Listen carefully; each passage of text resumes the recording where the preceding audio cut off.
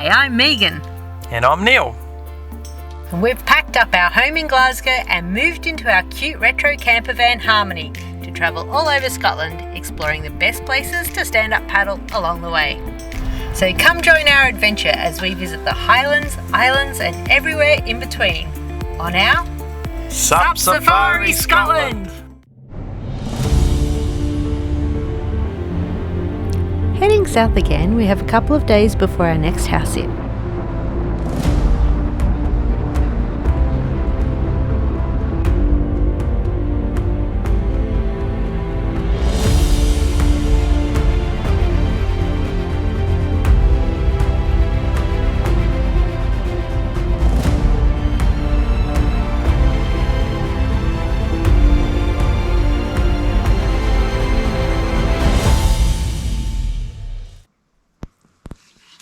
So we've just stayed the night in this lovely little campground. And it's out in the country, and it's very cheap and cheerful, but it's very quiet because it's out in the country. Just a lovely wee spot, really, near Jedburgh.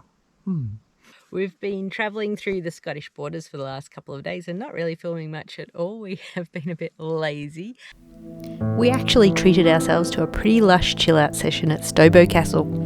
You can get an evening package which allows you to use the spa facilities including hot tub, saunas and steam rooms, and finish it all off with a cheeky cocktail. So the plan is to head out to the coast. There's like an eye mouth and something other mouth out there, I'm not quite sure, and travel all the way around back towards North Berwick. So yeah, I'm not really sure whether we'll get much more paddling done. I hope we will. Hopefully with this nice sunny day we might be able to find somewhere nice. The borders doesn't seem to be as rich in locks and whatnot as the west coast of Scotland. So I guess in that sense it's probably a bit more equipped like Aberdeenshire is. It's more about the hills and the rolling sort of green paddocks and things like that. But yeah, hopefully we'll be able to find a couple of really cool places to check out for paddling and add to our wee SUP Safari Scotland, because it's all about to come to an end. We are going to be hopefully still handing Harmony over to her new owner, so that's going to be us for travelling around in Harmony. But we have got somewhere that we're going to be staying for the next couple of months while Neil's going back to work, and I've just had a proposal for some contract work to do as well for about 2.5 months, and we have managed to rebook our tickets to Australia, so that's going to be the end of January. And hopefully this time they'll actually let us on the plane, not cancel the flights, not give them to someone who's willing to pay more, because we have exhausted a lot of our savings money and upgraded to business class. So that's going to be awesome, don't get me wrong, but that money could go a long way to doing a lot of other really good things, and it's really hard to part with. But if it means we get home, we have to do it. I have to be home for some certain important things for my family next year, and well, we need to get back to our lives back there. There's a lot of responsibilities that we need to be there for. So yeah, we just have to suck it up, pay the extra money, and hopefully get home. So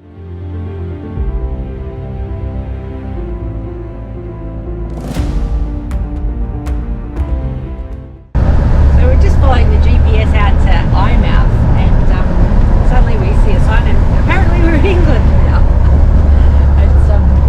That's a bit of a novelty for people from over our way, Australia and New Zealand, because you can't just drive to another country. So, well, I mean, rather than UK, of course, but yeah, it just still seems a bit of an odd thing to us. So yeah, there you go, England. Look at that.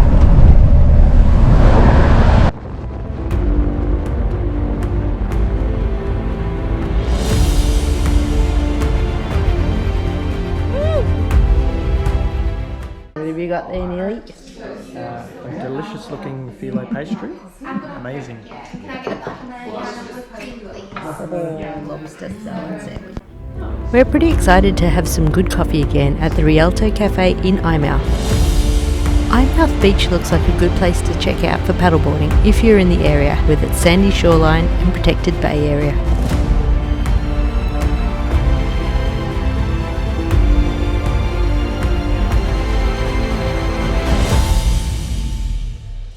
We're at Yellowcraig's beach in East Lothian doing some house sitting for some really gorgeous wee dogs, and just checking out the beach for a opportunity. Apparently the wind is about 30 something kilometers an hour, if you can believe it, so we thought we'd come down and check it out anyway. It doesn't actually feel quite that strong, but I think the gusts are a little bit too strong. But what a nice day, hey? It looks like it's going to be even less cloudy at about 4 o'clock, so it might come back then. Wind might have died down a little bit. They're only saying maybe 2 kilometers an hour, if that. So yeah, here's hoping. Friday's looking better. It's going to be a lot colder. As you can see, got my hat on. It's meant to be about 14 degrees at the moment. It actually feels quite nice. I was just cold before we came out. So yeah, hopefully we will get one last SUP in before the end of the season, end of our SUP Safari Scotland, because this, I'm thinking, is going to be the last episode. Yesterday we delivered Harmony to her new owner, Scott. So Scott, hope you're looking after her. She's awesome. She'll really take you on some awesome holidays. But yeah, so sad to think that she's gone now, but bigger and better things hopefully await us when we get back to Australia and build our Unimog camper. Watch this space.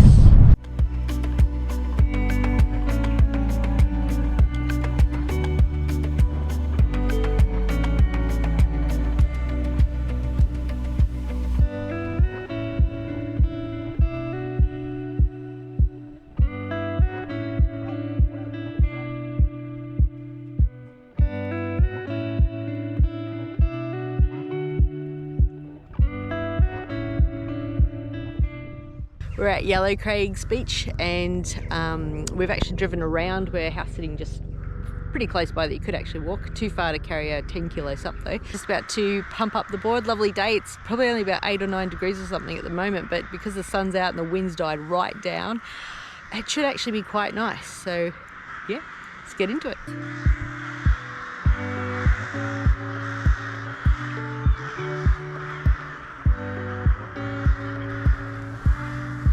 Don't know if that's a bad sign, eh? Heaps of crows. Very Halloweeny.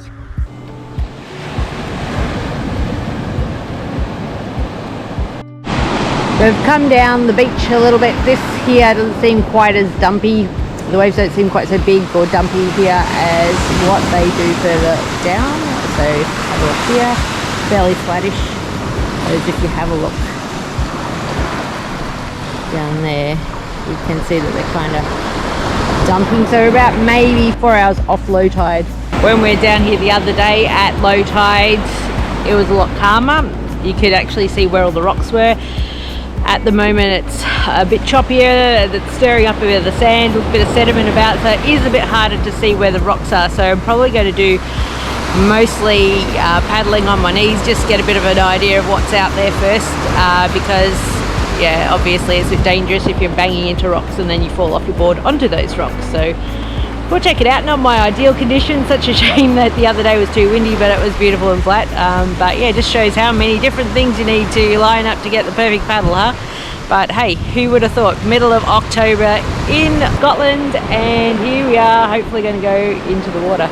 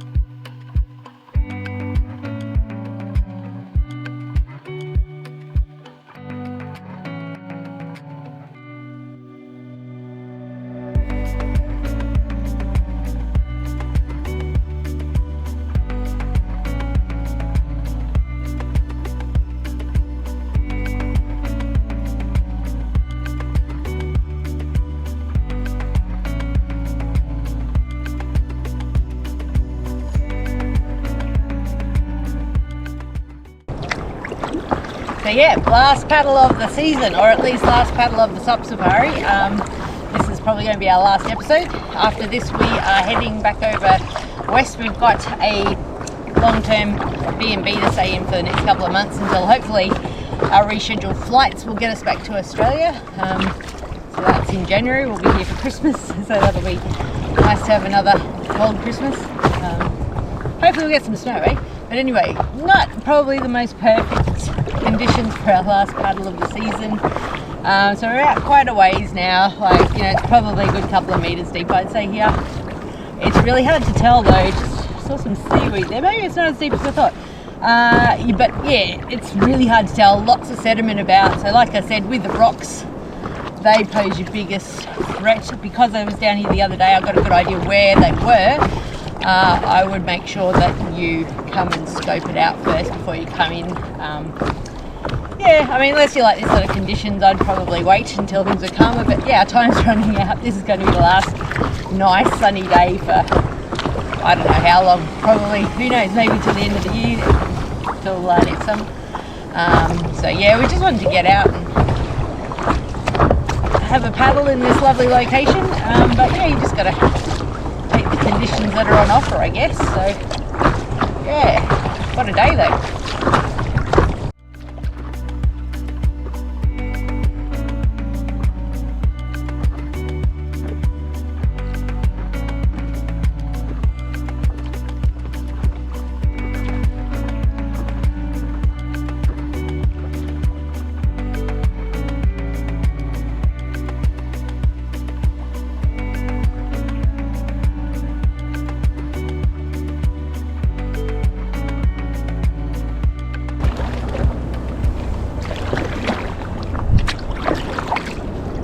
Water is very cold, like just because of the waves and everything. Obviously your board just gets really wet, paddle's really wet, so as opposed to Clockton where I was just like dry the whole time because we went off the pier there. So yeah, because you've got a wet paddle, your hands get quite cold, so you've got a sense of just how cold that water is. Yeah, so not hoping to fall in there, that's for sure.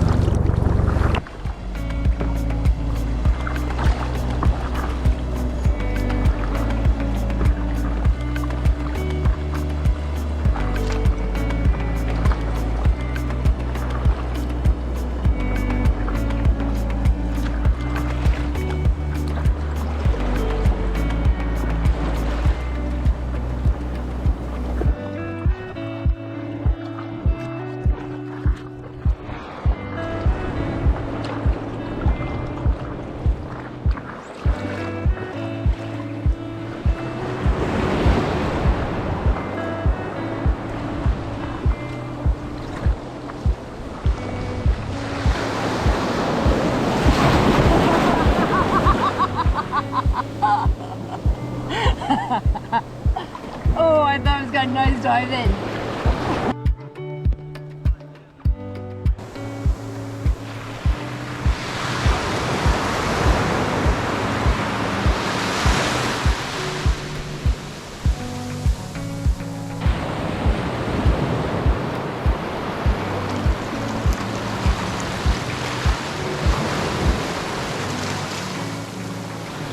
Oh well, it might not have been the best paddle, but at least we have the spa to warm up in.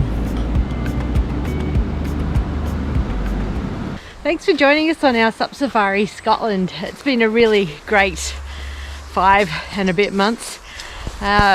Whoever knew that it would have ended up where it did. We definitely thought we would be back in Australia by now, but we've still got a couple of months to go, so it's really starting to get cold now. Leaves are starting to turn. It gets Halloween next weekend. So yeah, definitely the opposite of what's going on in Australia at the moment. They're getting ready for the coming summer. Yeah, we've seen so much of Scotland. We have seen pretty much most of the things that we really wanted to see. However, there is still so much more. There's so many places that I would still have liked the opportunity to have paddleboarded. Purely just conditions were sort of the main factor with that we didn't get to have a paddle in some of those locations, and we've just run out of warmth I'm a bit of a chicken when it comes to cold water, so I don't think we're going to be going into the water again. It'd be great to get a dry suit perhaps and try out paddleboarding in one of those. However, they're like 500 pounds or something like that, and I probably am not going to need one back in Australia, so not a great investment.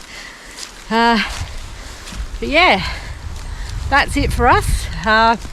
SUP Safari Scotland has come to an end. This is our final episode. We might do a little summary episode of kilometres travelled, ferries taken, islands visited, times we've paddled, all those sorts of things, and give people a bit of an idea of the budget for that as well, because I think it's such a long trip. You sort of think, gosh, gonna need heaps and heaps of money, but it was actually cheaper to live in Harmony than it was to live in our flat. Of course, the only difference is that we weren't actually working, so if you can save up living expenses for however many months, it's certainly a good option for a long-term travel. Hope you've really enjoyed the videos as much as we have making them. The intention now, I think, will be to go back through, re-edit the actual paddling videos, so we've just got location-specific videos so that you don't have to watch all the other bits and pieces. If you're not interested in the travel or the van life part of things. And yeah, I'll put them up over the winter so that, because people can start planning on their paddling adventures for next year, and by the time we get through some of those, we'll most probably should be home by then, hopefully, fingers crossed, and start making some Australian paddleboarding videos. So that'll be good. Yeah, thanks again for watching. Hope you've enjoyed them, and see you in the next video. Thanks for watching. If you'd love to keep the videos coming, you can support us by liking, subscribing, clicking notifications, and sharing with your paddleboarding mates. See you next week.